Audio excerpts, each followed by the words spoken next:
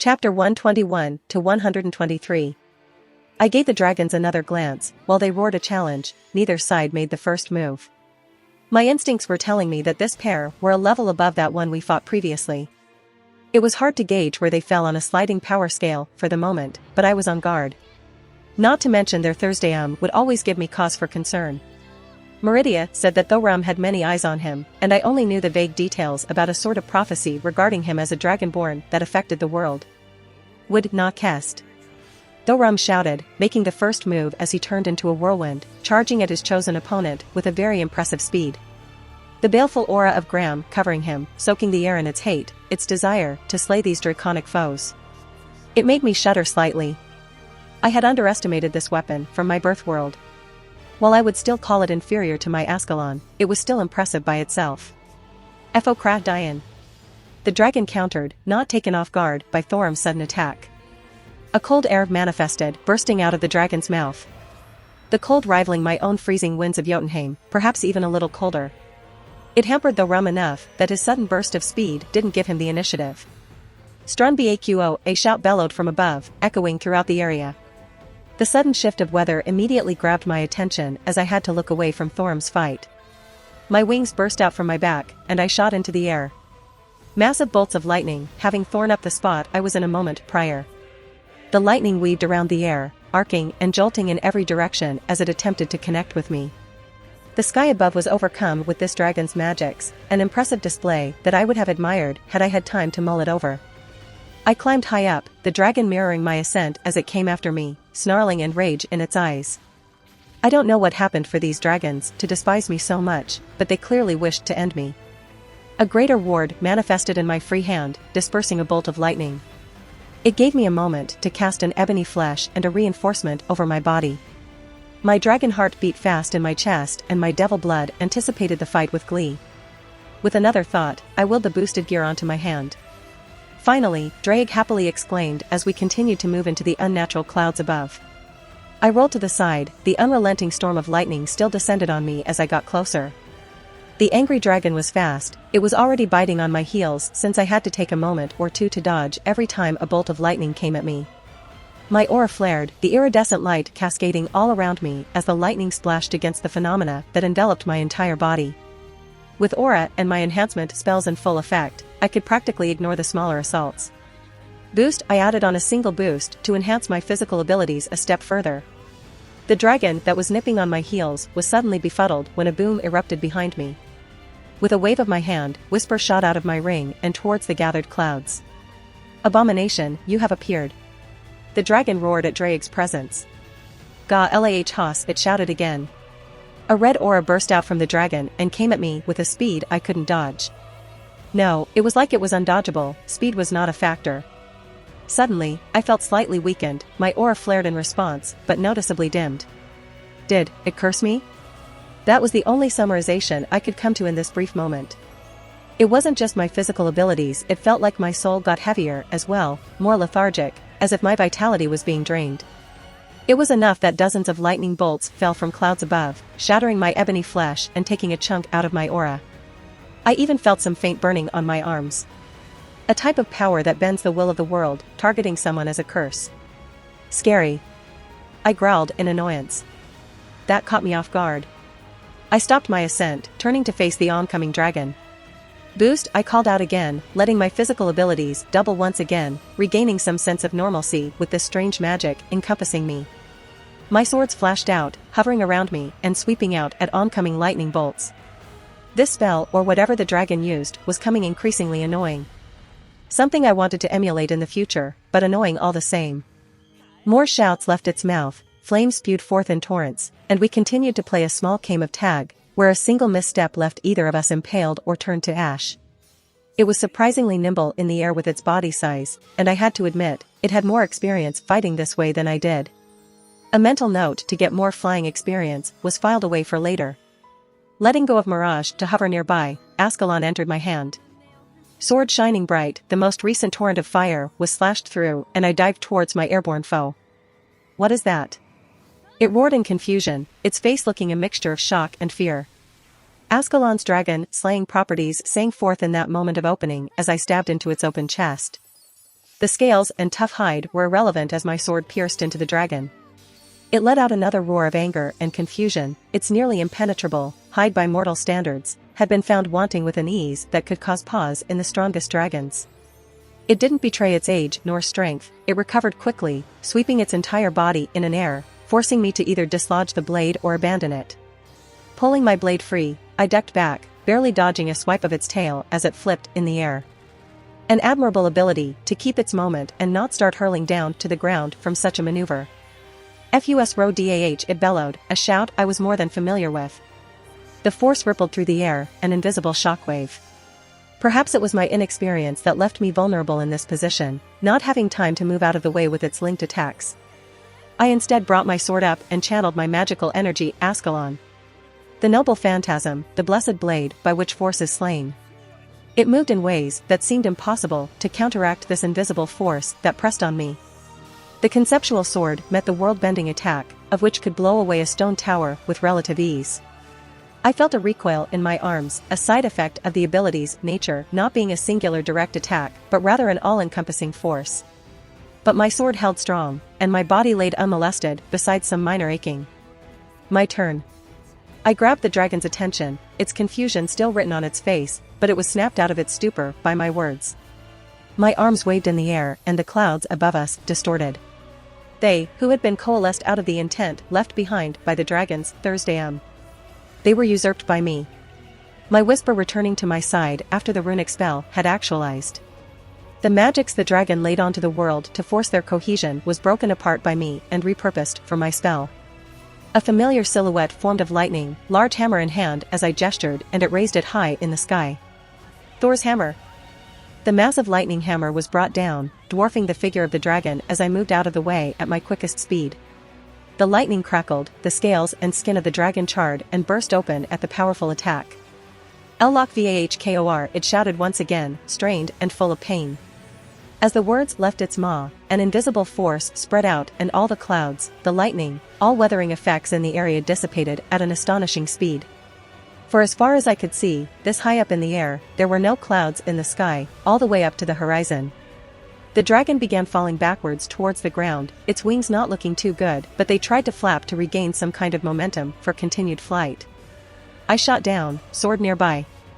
"Boost," I called out one last time, colliding with its underbelly. My swords followed suit, impaling themselves on its exposed underside. Wounds littered its tattered hide, its vibrant red hue was dampened and charred at the high heat and voltage of my lightning. The dragon accelerated to the ground as I jumped off at the last moment. A huge mound of earth displaced and bursting into the surroundings as a new crater was created. I floated down lazily, the dragon still barely moving, twitching, trying to force itself into an upright position. Tenacious if nothing else. I don't think its wings could provide flight anymore. Landing on its underside again, it let out a pained groan. I reached forward, grasping my sword of destruction, and fed it my aura. It erupted in my bloodline ability, my power of destruction, and the dragon began to wither away and dissipate at the point of origin. It failed and roared, but it was on its last legs. While being stronger than that other one, this one didn't seem too impressive by itself. Maybe that's why it joined up with the other, to target the rum? My gut was telling me that this one wasn't indicative of their race's overall strength. Red Dragon Emperor, it roared one final time, as my power of destruction took its life. I was slightly surprised it called me by that title, but I could only sigh remembering the conversation with that gray beard from last time I was here. Hee. It was hard to resist the urge to facepalm from heading Drake's giggling. I withdrew my power of destruction with a forceful thought. It was still a little difficult to control and not always wanted to listen to me when I needed a gentler touch. I didn't wish to start destroying this thing's soul, at the very least, I wanted to help the rum get a little stronger. I made sure this dragon was dead, Ascalon flashed out and severed its head. The last time did make me a bit cautious in that regard. Never thought I would be using a dragon's head as a seat, but here I was. I got a little comfortable as I watched the end of Thorum's fight. The dragon never took too high off the ground, almost like it was brawling with my friend. Actually, that's exactly how I could describe this fight. Magical brawling.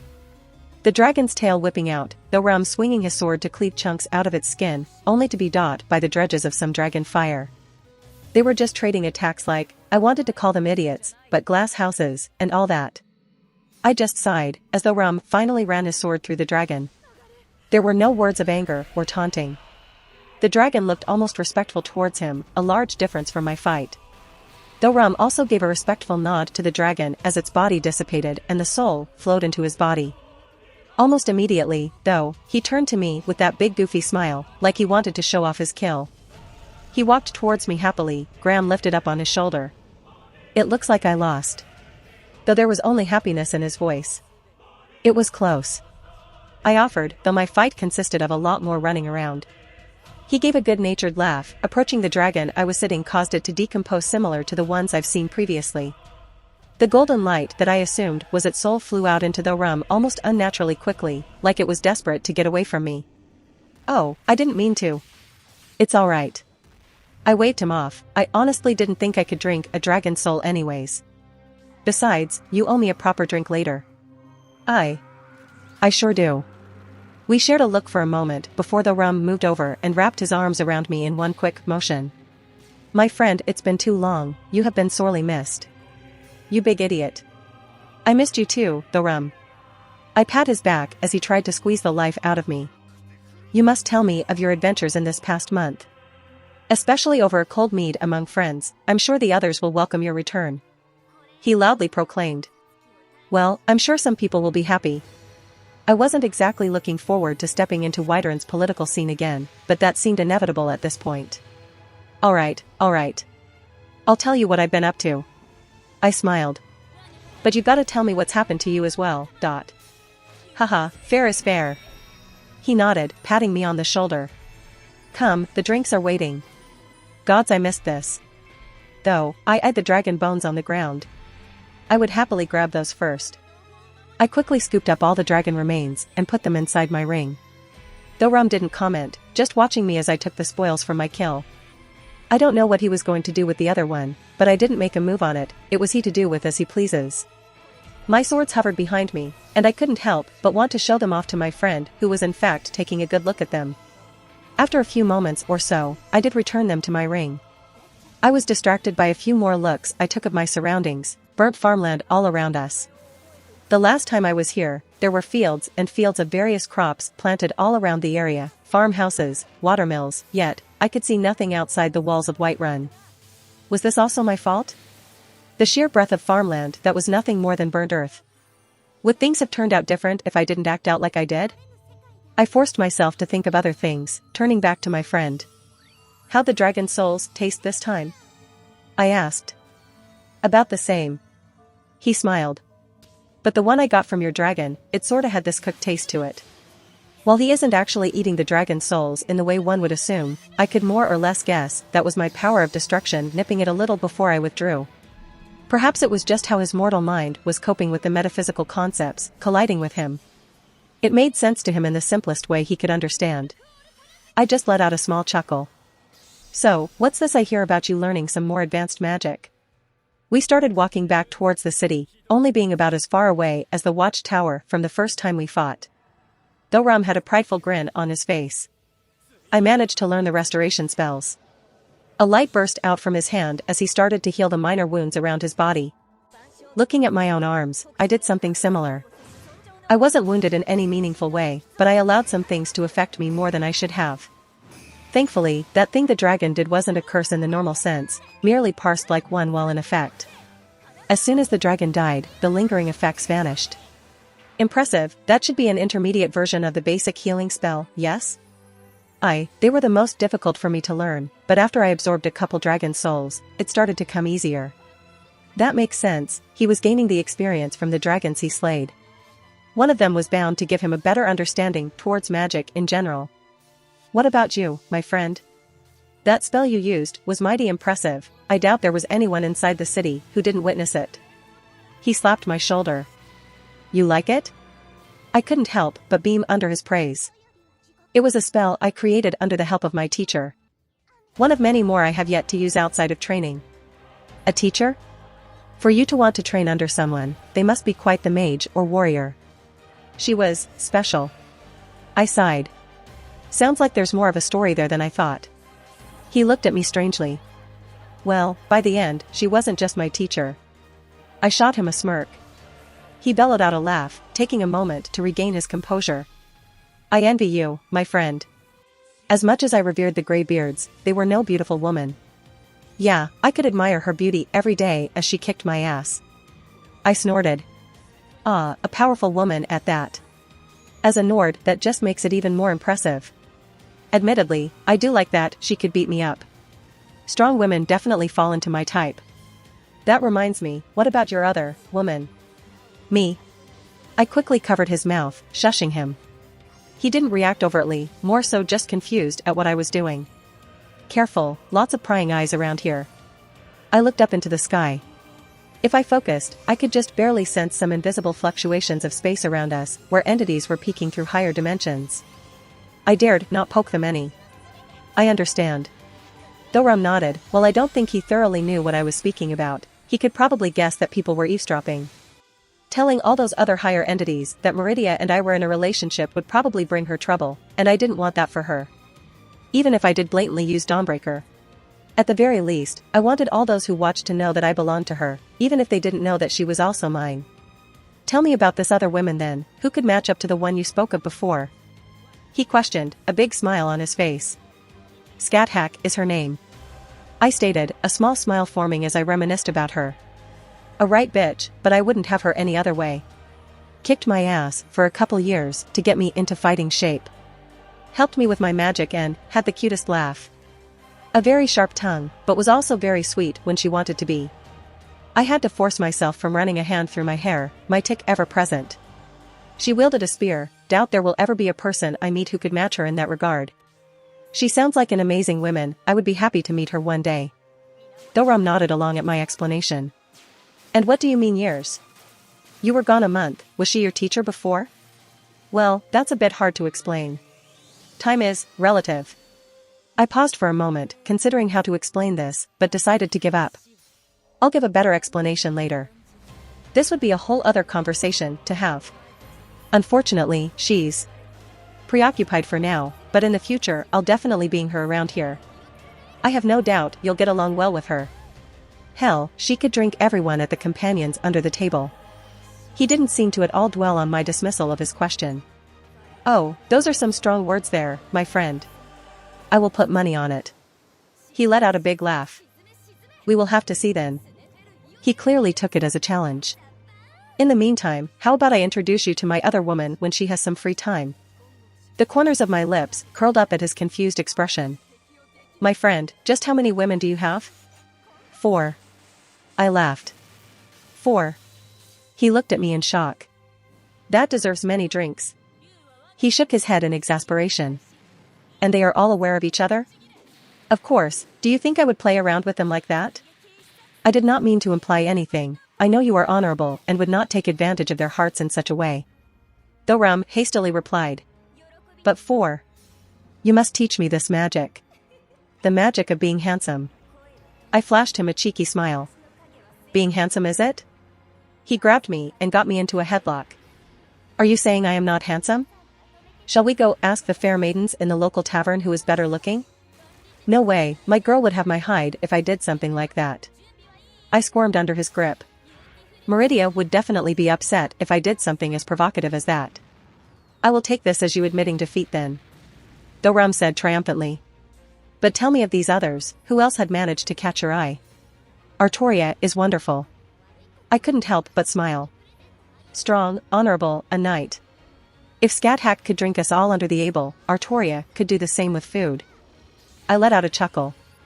She's also very kind and gentle, always willing to help people in need. Jin is difficult to describe. But I wouldn't trade her for the world. She's the mage type, likes to keep her head buried in books. She's a bit mischievous, likes to tease or generally just have conversations. She's adventurous, willing to try almost any new thing. But you'll be able to see that for yourself soon. They sound like good women as well, I continue envy you. He slapped my shoulder again. You say they here as well? Yeah, they're currently at the college. My grandfather's student is here too, Rin. She's like a sister to me, and I wanted her to get some experience outside of her workshop. Another mage type? I can't wait to meet them. Though Rum gave his big goofy smile. What about you, how many women did the Dragonborn manage to woo? I raised an eyebrow.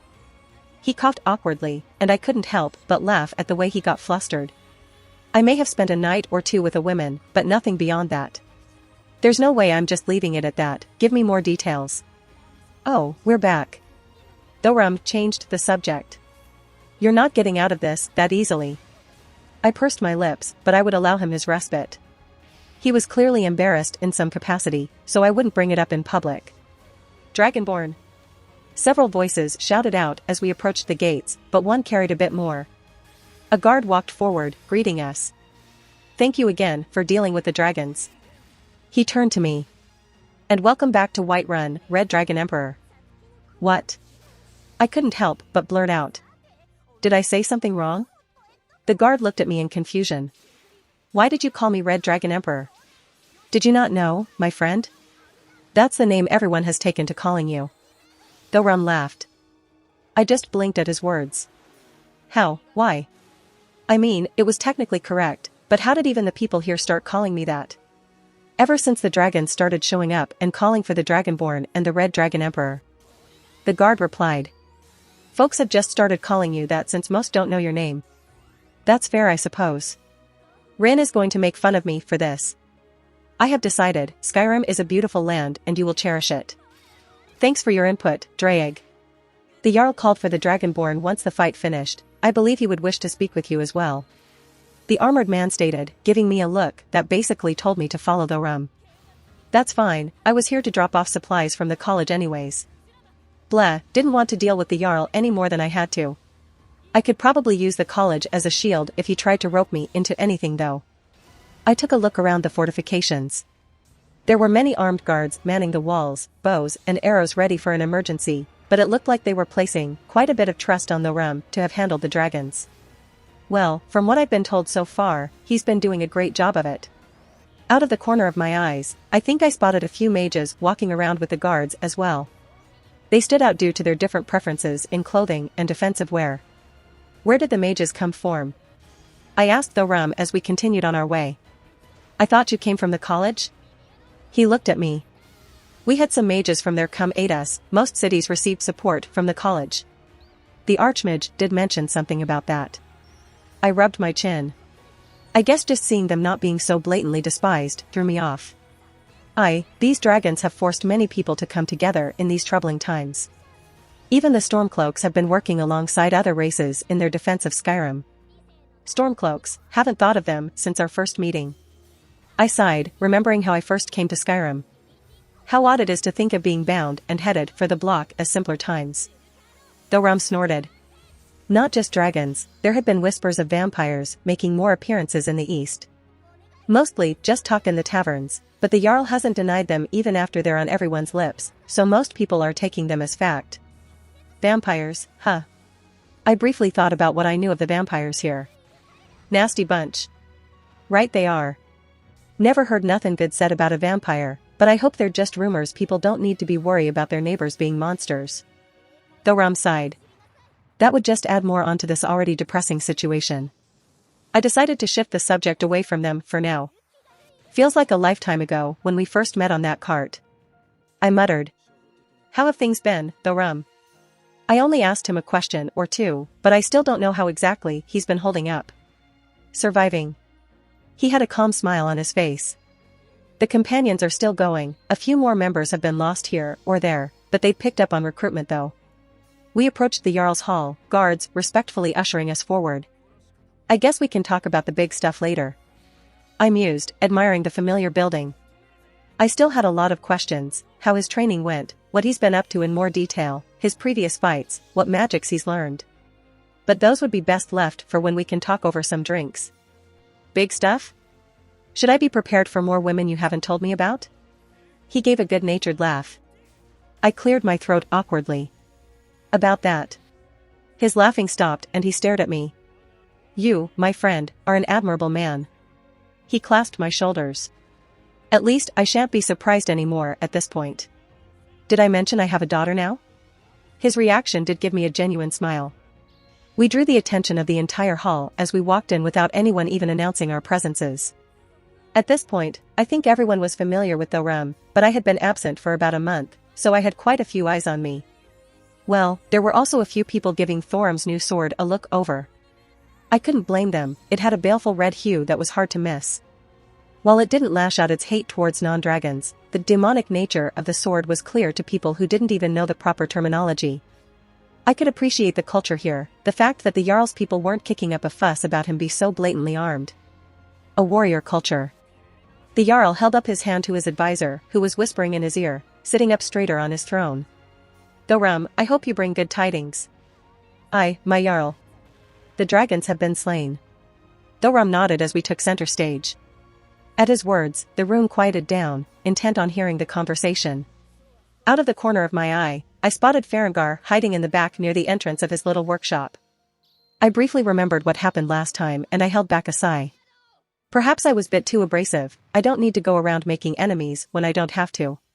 I won't purposely antagonize him, but I also won't put up with his nonsense. My thoughts broken when the surrounding people clapped and cheered his name, Thoram, just giving a bashful smile. Well done, Thoram. Truly we are blessed by the divines to have you here. Jarl Balgruuf said with a grin on his face. But there appears to be more to the story this time. His gaze turned to me. Welcome back to Whiterun, Wilhelm. I take it you also participated in the fight. Thoram slapped my back. Will appeared short after the fight began, aided me in defeating them. It would have been a much harder battle had I been alone. Well, no use in denying it. I opened a portal in plain view of many people. I'm sure word will reach his ears eventually anyways. That's right, I recently came back to Skyrim and stopped by the college first. I intended to head back down here in a few more days, but the Archmage was alerted that Whiterun needed some supplies and that some more dragons were spotted, so I hurried on over. I briefly explained. A few small expressions flashed across the Jarl's face, clearly picking apart my words. I made sure to mention the college and indicate that I was a part of that faction so he wouldn't keep trying to bind me to Whiterun. Not to mention, me bringing some much-needed supplies, he couldn't very well start poking or prodding me for information without appearing crass in front of his subjects. Also the fact that I helped Thoram slay the dragons, I was probably very popular with his retinue right now. Yes, it was hard to miss your addition to the battle, until you had just showed up, we were wondering what had happened. While we could not see much from here, the magical phenomenon was clear to everyone in the province. Balgruuf's tone was light, but there was a hidden edge there as if he was letting me know that he was aware of my strength. I admit, I have heard tales of your magical ability, but to see the effects, it leaves me in awe. The spell you used was humbling, to see from the distance. Ah, my hammer of Thor. I could only imagine it looked particularly frightening from the distance.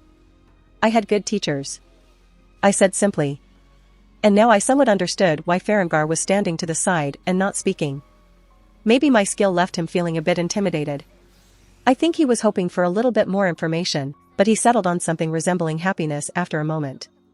Regardless, we welcome any aid that the college could lend. He stood up. Tell me, where are these supplies? Are there carts waiting outside the city? I have them here with me, if you have somewhere you want me to unload them. I let my hand glow, with the obvious signs of magic, allowing him to draw conclusions.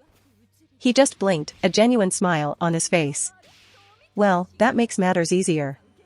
Right here would be fine, it saves my men from having to move things too far. I just shrugged as though Rum stepped back. He'd seen me making things appear and disappear, so I guess he knew I could store things. Waving my hand, I let the supplies unload onto the floor in front of his throne. It should all be here, but if you think anything might be missing, I won't be offended if you want me here while you check. That will not be necessary, just the fact that the Archmage sent you would have been more than enough. Savos Aran has been nothing but selfless in these trying times. I don't think there has ever been a mage so well liked among the Jarls in Skyrim's history. Jarl Balgruuf let out a laugh. That's ignoring the honor and valor you showed in Whiterun's defense. There were a few stomps and pounding on the table in agreement. The Jarl paused, looking at some of the supplies. What's this? He walked over, opening a sack and reaching inside. Rice? I have not seen this since my days in the Imperial Legion. You recognize it, that makes things easier. I mused. I was not aware the Archmage had stores of rice. I would have purchased some before this whole dragon fiasco occurred. That's my contribution. I corrected, earning his attention again, scratching my head awkwardly.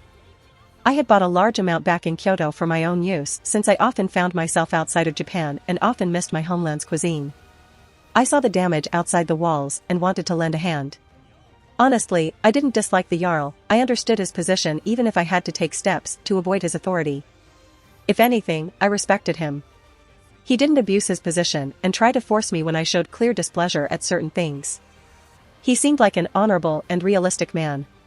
Perhaps I felt a little guilty as well. If I could alleviate some of the city's pressure for food needs, I wouldn't mind lending a hand. It was only money for me, but it was food on the table for some unlucky families. The Jarl looked over the sacks of rice, while not as much as everything else, there were several dozen altogether. Enough to feed quite a few people for a long while if rationed well. Rice is not the usual palate of Nords. Jarl had a small smile on his face. But I'm sure I can show some of my men how to enjoy such robust grain. I wonder if my cooks could recreate some of those dishes in my memory. He slightly reminisced before turning back to me. Once again, you have shown your honorable side, Wilhelm. You are neither Nord nor a Skyrim native, yet you continue to offer support to Skyrim's children. My friend, the Jarl speaks the truth, you continue to impress me with your goodwill. Thorum looked at me with a little bit of awe. Oh Thorum, I'm not as good a person as you think me. Avenixay. The Jarl called out, and a non-Nord man walked over from the side, greatsword on his back. Yes, my Jarl? He asked. Would you please start organizing the supplies and send them where necessary?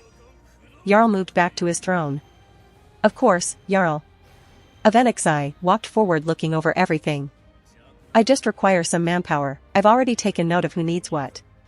The Jarl looked pleased, with a nod he ignored Avenixay start calling people over and began ordering them around.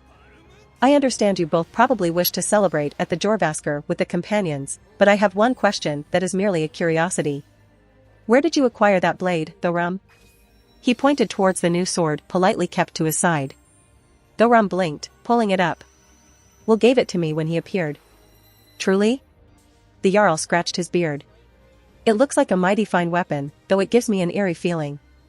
It's not a Daedra artifact, if you're wondering. I wanted to nip that in the bud right now. Its name is Graham, it was wielded by a warrior named Sigurd in the past. He once used it to slay a powerful curse that took on the form of a dragon. The weapon, bathing in the dragon's blood, gained an absolute hate towards them, as a result, it's very strong against draconic enemies. I explained. Fanfare was a strange thing in my home, while it was an actual dragon in my birth world. It was easier to explain it as a curse-given form than to get into the concepts at play if I went by the one I'm more familiar with. Fascinating. The Jarl looked impressed.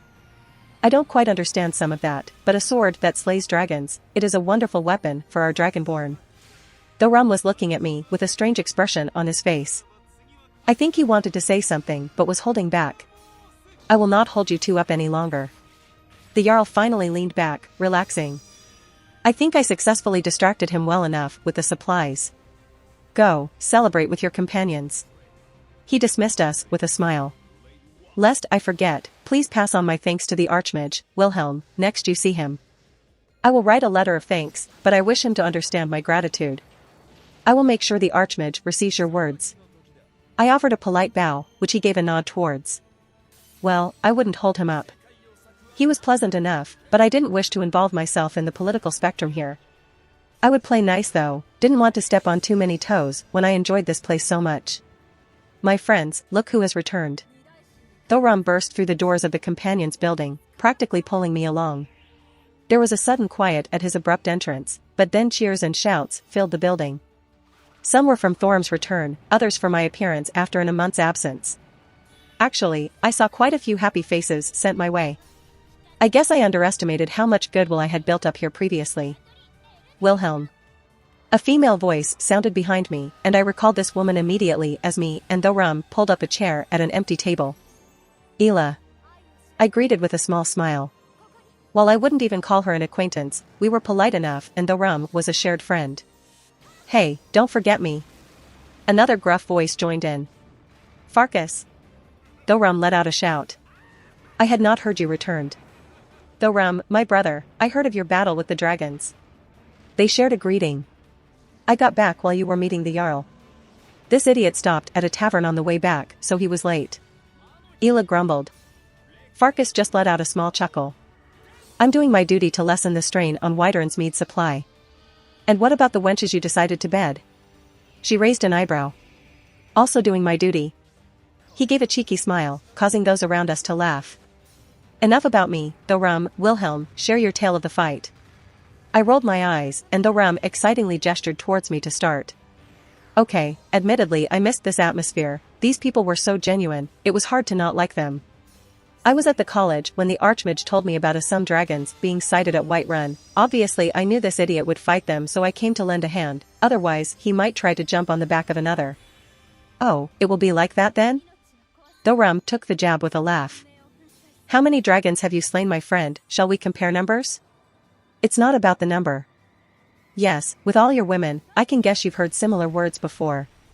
Thorum interrupted, that big goofy smile on his face. That got a round of jeers and laughs from everyone. I couldn't help but chuckle as well. Oh, so you finally got jokes? Honestly, I thought the only joke you knew was the one about your magic ability. I raised an eyebrow. While most Nords didn't care for magic, they sure did erupt at my retort. Thorum, for all his good nature, just laughed along with them. My friend, my honor demands I take revenge for this insult. He slammed his elbow on the table, propped up with his palm open. Oh, am I being challenged? I loosened my tie, giving me a cocky look. Aye, if you have the stones.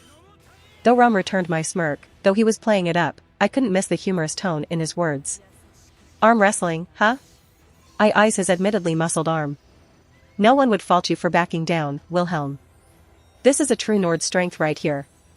He slapped his bicep, earning a whoop from the crowd. I feel like I'm being looked down on. I began to unbutton my vest, setting it to the side, taking my tie off I placed it down and finally, I unbuttoned my shirt and tossed it into the pile with my other clothes. I stood up straight, letting everyone get a good look. Want to talk about strength? I earned all of this. I gestured to my body, while I wasn't particularly muscular like most Nords, I damn well was cut into shape and thoroughly remodeled from Skathaka's teachings. I was leaner, perhaps closer to a swimmer's build, but I was not at all scrawny. That got a reaction from our crowd. Didn't think you were hiding something like that under there, mage boy. Ela gave me a once-over, a clear bit of interest in what she saw. You should see what I'm hiding under my pants. I sent her a wink, earning a snort and laugh from her. You're all right, milk drinker. She finally gave a genuine smile. Well, my friend, you continue to impress me. Thorum commented. I just realized, was Meridia still watching? I'm definitely going to tease her with this later on. As you should be. I put on my best faux arrogance. So, what are the rules? I got this. Farkas stepped forward, hushing the crowd. For those not familiar, the rules are simple. No outside help, no magic, no potions. We rely on physical strength, loser buys a round of drinks for everyone. Do you guys pay for drinks here? I blinked in confusion. We have to restock somehow. He shrugged. Made sense. Well, Dragonborn, ready to lose? I put my arm on the table, clasping it to his own. Red Dragon Emperor, it will be you losing. He returned my little taunt with a smile. Farkas placed his hands over ours. Bing. He let go, taking a step back. Immediately we began pushing in opposite directions, trying to force the other's hand down. My eyes widened as I felt his physical strength for the first time. Damn, how many dragons did you eat, fatty? I grit out, feeling my muscles bulge under the strain. He looked a lot more relaxed, but I could still feel the tension from his end. Enough to take a mage or two down. He smiled again, putting more strength out, and my arm began to fall towards the table. I had a dragon's heart, aura, and my own devil physiology, yet he was beating me in pure physical strength. I knew he got stronger by munching on dragon souls, but hot damn was this impressive. No wonder he killed that other dragon so easily. Thorum. Thorum. Dragonborn. Thorum. Most of the shouts were for Thorum, not that I could blame them, I was a bit of an outside here even if I had a lot of goodwill from these people. Hey, Thorum. I earned his attention again. Did I ever tell you I got a familiar? I was doing everything I could to keep my arm from going down any further. A familiar? He questioned. I suppose he wasn't too knowledgeable on mage practices. A contract with a creature or animal, a bond that makes them become a sort of companion. I briefly explained. With my free hand I took my hat and turned it upside down, letting Sir Wiggles walk out onto a fee corner of the table. That earned a bewildered look from the rum, enough that I pushed him back slightly, but he regained his wits and stopped me from moving any further. Behold, Sir Wigglesbottom, Fluffy-tail Octavius Benedict III, Crown Prince of Emerald Kingdom. Duke of Carrot Island, General of the Northern Armies. What? The rum just looked at me blankly, then at the rabbit on the table. A sentiment shared by most of the people in the building. Sir Wiggles, attack. I ushered as my familiar hopped towards the rum and started getting up in his face. Hey, what are you? The rum started honest to God giggling as Sir Wiggles rubbed up on him. I of course took this chance to push him arm back, taking him by surprise once again. His eyes widened as I felt another surge of strength overcome me. He stopped me mid-push and slowly I began to be pushed back again, no break this time until the back of my palm hit the table. Winner, the rum. Farkas yelled and the crowd cheered. Little fella. The rum seemed more amused by Sir Wiggles.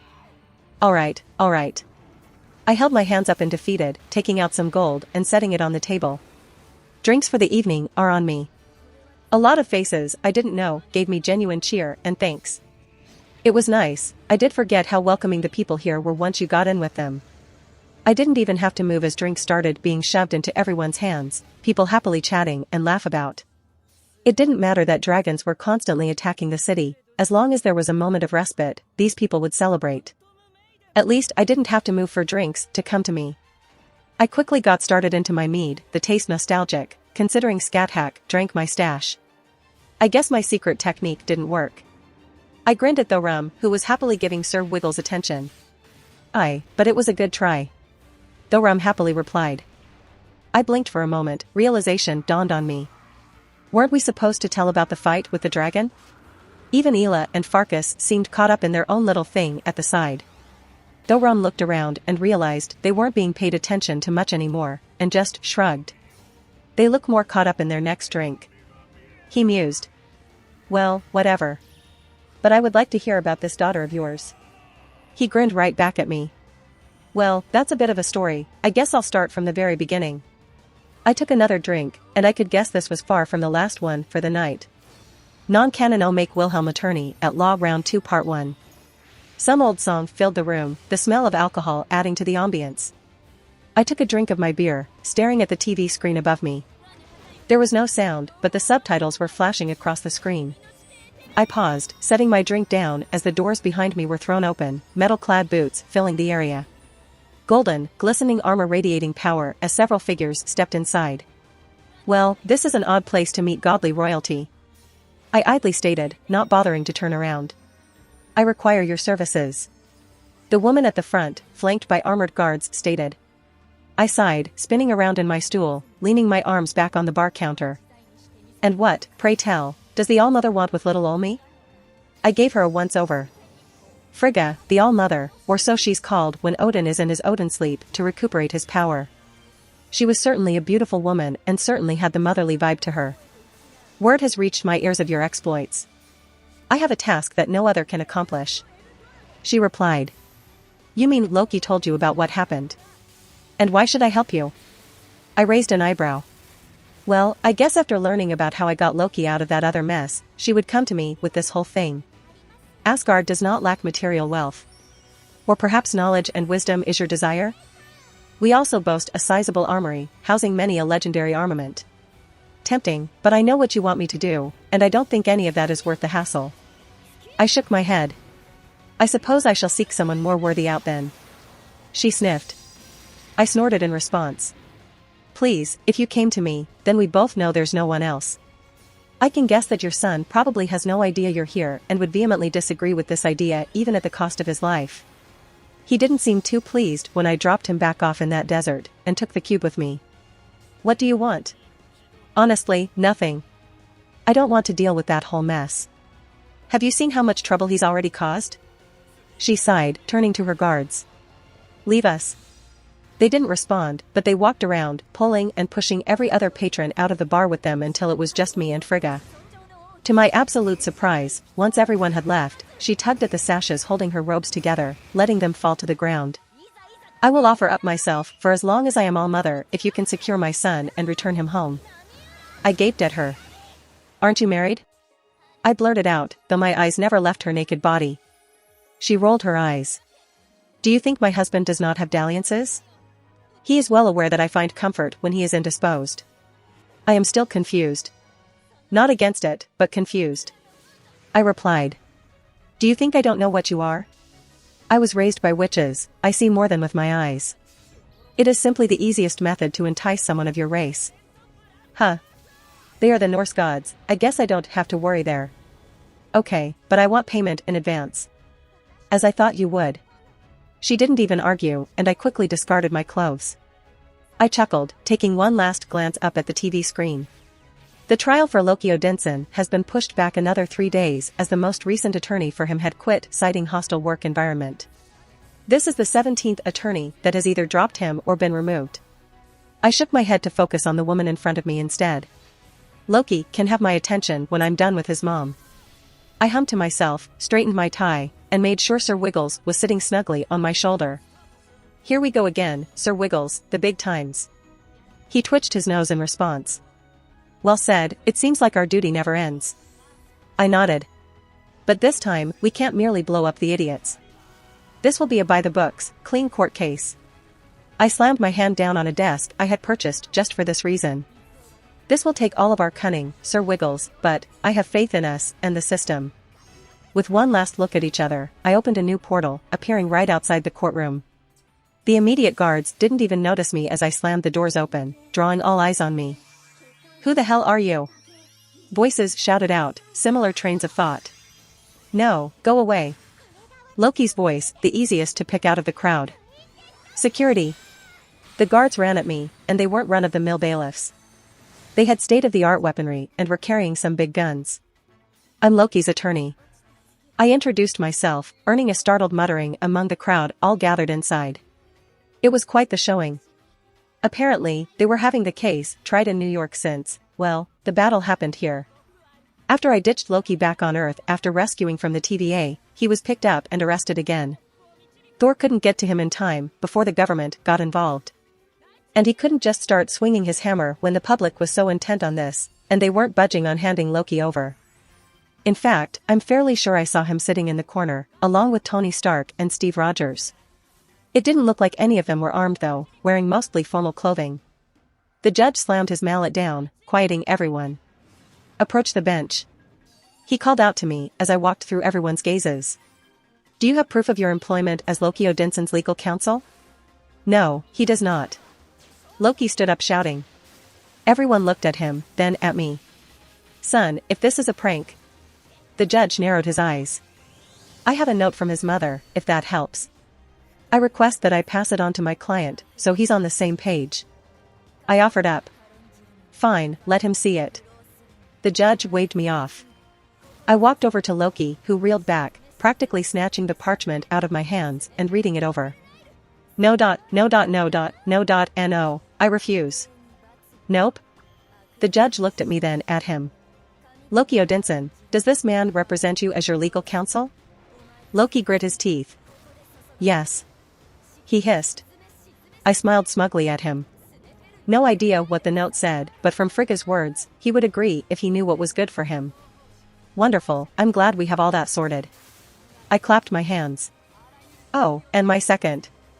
I held up Sir Wiggles, introducing him to the room. Pardon? The judge asked. Sir Wiggles over here will be my second for Loki. I reiterated. Are you saying that this rabbit is going to participate as Loki's legal counsel? He's legally allowed to practice law in the state of New York. I replied, producing more papers, the judge gesturing for the bailiff to bring them to him. Your Honor, this is getting ridiculous. The prosecution stood up, pointing at me. Wow, the racism is already coming out and we haven't started yet. I rolled my eyes. What are you talking about? It's a rabbit. He's a sapient being who went through the same slog we did to get certified, and I would ask you to respect his existence. It's a rabbit. Oh, so because he's not human he doesn't have the right to practice law? I scoffed. Why not just forego the trial entirely? Loki here isn't human. I raised my voice so everyone heard me, especially the jury. That's different, he's what? Human looking, I put air quotes for him. Am I not allowed to practice law either? I'm only half human. What if I show off my non-human features? Am I suddenly unqualified? I didn't let him respond. You disgust me, sir. I scoffed, turning away. To my utter confusion, these are legitimate. The judge interjected, tilting his glasses down and staring at us. Sir, Wiggles? That's him. I nodded. Oh, and I am Wilhelm Schweinorg. I made sure to introduce myself proper. You can't be serious, Your Honor. The prosecutor, Walker something, stood up in annoyance. The judge also didn't look too amused.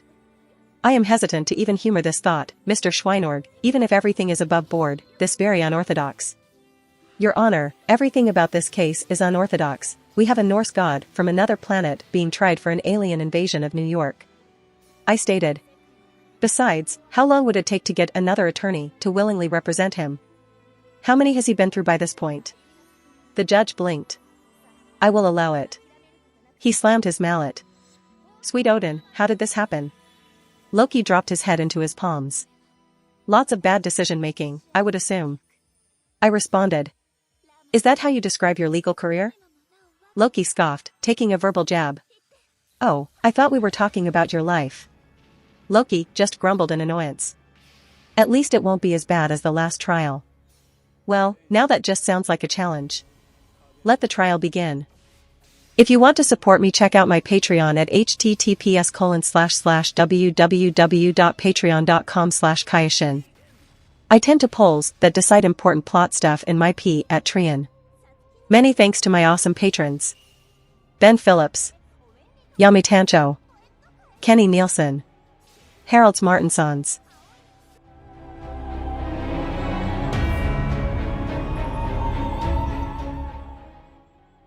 If you enjoyed the content, don't forget to give it a like and subscribe to the channel. I'll be here until next time.